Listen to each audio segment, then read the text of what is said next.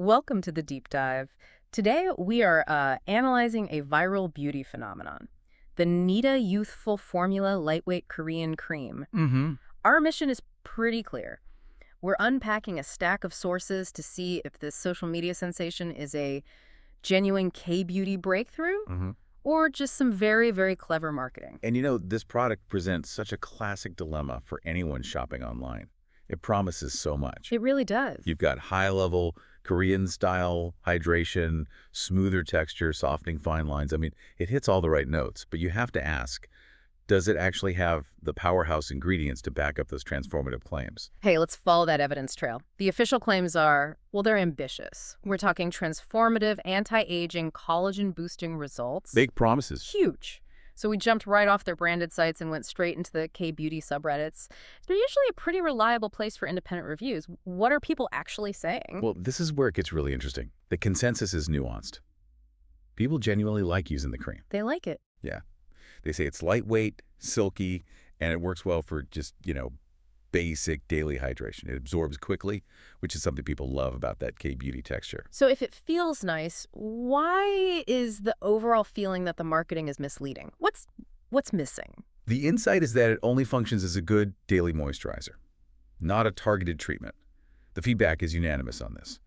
Zero discernible anti-aging effects. No. Zero. Zero. They say the marketing is way over the top because it's selling a standard hydrator as some kind of miracle wrinkle eraser. Yeah. The product is pleasant, but the transformation just isn't there. Right. So that shifts the whole investigation, doesn't it? It moves from product performance to brand integrity.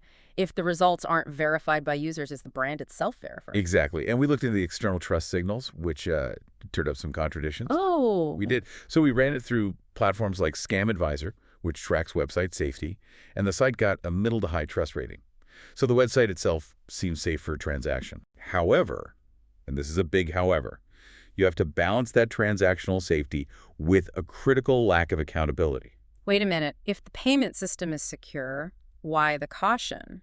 Because the domain registry is noted as being popular among risky platforms. Risky platforms. It often indicates things like shell corporations or temporary registrations. It's common with dropshippers or brands that aren't really focused on long-term customer service. And that lack of verification extends even further. We checked review platforms like Trust Wallet. The Nida profile is unclaimed, no reviews at all, a complete blank. It just creates this massive credibility vacuum. And that's made even worse by the fact that the only really glowing feedback is right on their own website, and it all reads like, obvious ad copy. Exactly. So that independent feedback, like from Reddit, becomes vital to see the reality versus the presentation.